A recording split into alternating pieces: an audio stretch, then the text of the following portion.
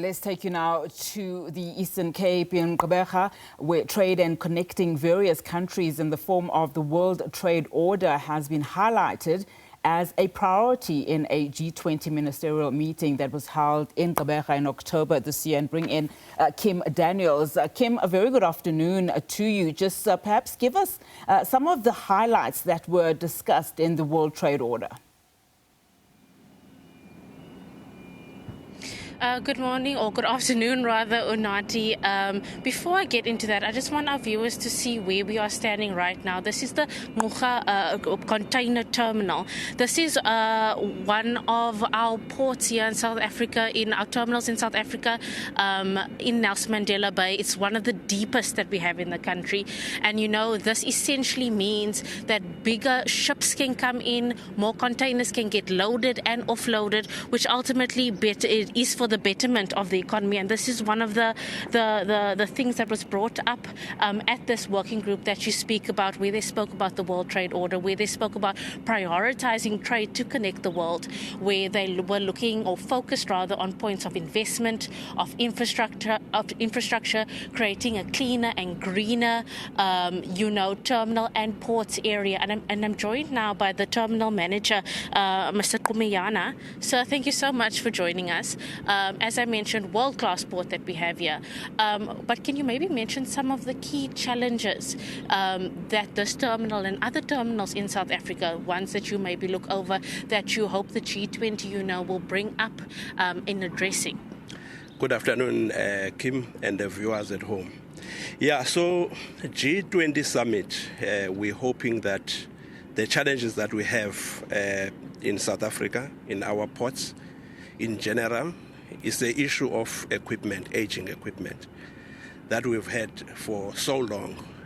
But we have started now to receive new equipment. Looking at the Western Cape, we received rubber tire gantries. In Durban at Pier 1, we received RTGs, we received cranes at Pier 2.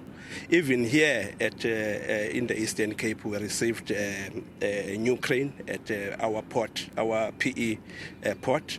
Here last year, we received 50 brand new haulers. So we're in that process of making sure that, we improve our equipment so that we can improve our productivity as well. So we're hoping that the G20 Summit, will help us with benchmark with other countries. We also work and collaborate with those countries in terms of getting a better new technology in terms of the equipment. So we're hoping that those discussions will be there. Yes. So if you look at some of our G20 nations, a lot of them focus on resilient supply chains. How is TPT working to strengthen the resilience of our local ports and our local terminals this side of the world? Yeah, so the first thing is the type of equipment that we acquire. It's very important that we acquire the equipment that is at world class. Secondly, we focus on performance. In our terminals, we make sure that with our employees, we drive performance. We make sure that we open all the bottlenecks for them so that we can compete with the other terminals in other countries. And also we look at the terminal operating systems that we have. We make sure that we've got the best technologies so that we can keep up, with the global spheres. Yes. One of the priorities of G20 that was mentioned was obviously a greener, cleaner terminal systems, port systems. How does TPT fall into that category? What are we doing to ensure that we do look after this environment that we use, to create a solid economic drive for South Africa? Yeah, so we do focus on that. We try by all means to make sure that we are sustainable when it comes to that green economy. So we make sure that we audit ourselves internally, but also our sister ODs, they also audit us to make sure that we keep up, with the standards that are required to make sure that we've got a greener, ports, should I say terminals, in South Africa. So we audit amongst ourselves.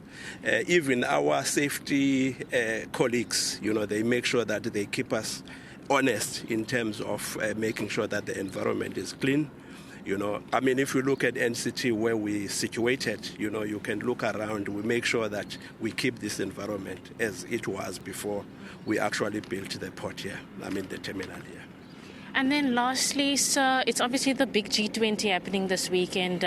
You did mention technology, but what are some other things that you may be focusing on, maybe some reforms?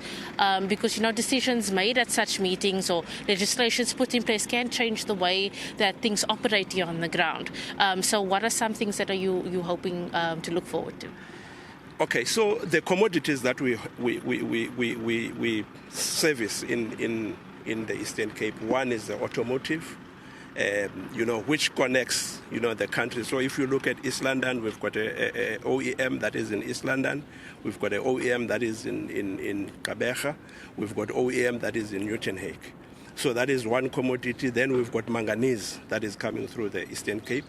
We've got also agri in the East London area. But coming back to this terminal where we're standing now, it's a container terminal. So we're hoping that the discussions will stimulate the volumes, particularly for Eastern Cape. We want to make sure that this province grow. We've got potential.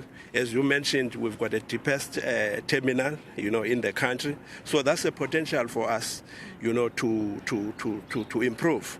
So we're looking forward to those discussions that they bring us volumes, they bring us work, you know, for the people that we employ in these terminals as well. Thank you so much, sir. That's just a message from DPT saying that they hope the G20 will bring about volumes which will obviously equate to more work, to more employment, to more money, and not just for our small region down here in the south of South Africa, but for the entire GDP of South Africa. So it's set to be a very, very interesting G20 meeting that will be held in Nasrec this coming weekend, and we'll see what will come from that.